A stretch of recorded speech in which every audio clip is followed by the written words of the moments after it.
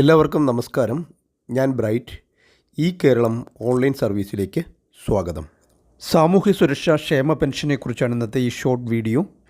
Pension സംബന്ധമായ വാർത്തകളും വിശകലനങ്ങളും ഓൺലൈൻ വീഡിയോകളും യഥാസമയം ലഭിക്കുന്നതിന് നിങ്ങളിതുവരെയും ചാനൽ സബ്സ്ക്രൈബ് ചെയ്തിട്ടില്ലെങ്കിൽ ദയവായി ഒന്ന് സബ്സ്ക്രൈബ് ചെയ്തേക്കുക.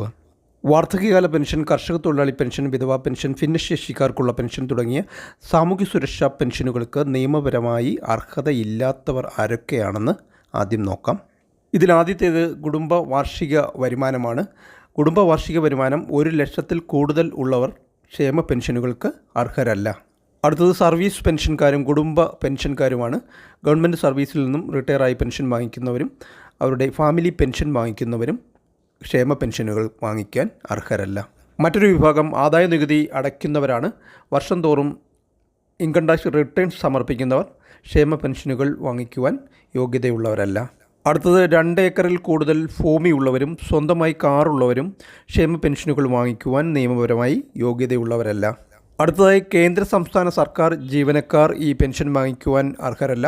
അതുപോലെ തന്നെ 2000 ചതുരശ്ര അടിയിലേറെ വലിപ്പമുള്ള വീടുള്ളവരും ക്ഷേമ പെൻഷനുകൾക്ക് അർഹരല്ല.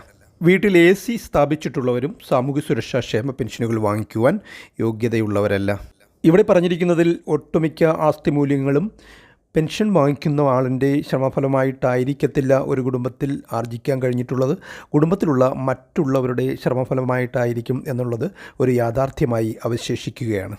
സേവന പെൻഷൻ എന്ന ക്ഷേമ പെൻഷൻ ഇപ്പോൾ 1600 രൂപയാണ്. അത് 2000 രൂപയായി വർദ്ധിപ്പിക്കാനുള്ള സാധ്യതയെക്കുറിച്ചാണ് അടുത്തതായിട്ട് നോക്കുന്നത്. തിരഞ്ഞെടുപ്പ് വർഷം മുന്നിൽ നിൽക്കുന്നതുകൊണ്ട് നിലവിലുള്ള സർക്കാർ പെൻഷൻ തുക വർദ്ധിപ്പിക്കുവാനുള്ള സാധ്യത കൂടുതലാണ്.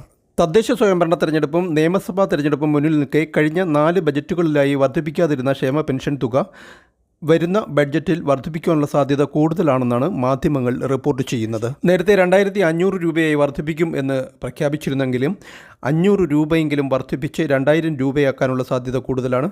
ജനുവരി ഫെബ്രുവരി മാസങ്ങളിലായി പ്രഖ്യാപിക്കുന്ന 2025-26 ബഡ്ജറ്റിൽ പെൻഷൻ തുക, ക്ഷേമ പെൻഷൻ തുക 2000 രൂപയായി വർദ്ധിപ്പിക്കും എന്നാണ് മാധ്യമങ്ങൾ പ്രതീക്ഷിക്കുന്നത്. ഇതോടെ ഈ ഒരു വീഡിയോ ഇവിടെ പൂർണ്ണമാവുകയാണ്. Thank you for watching video.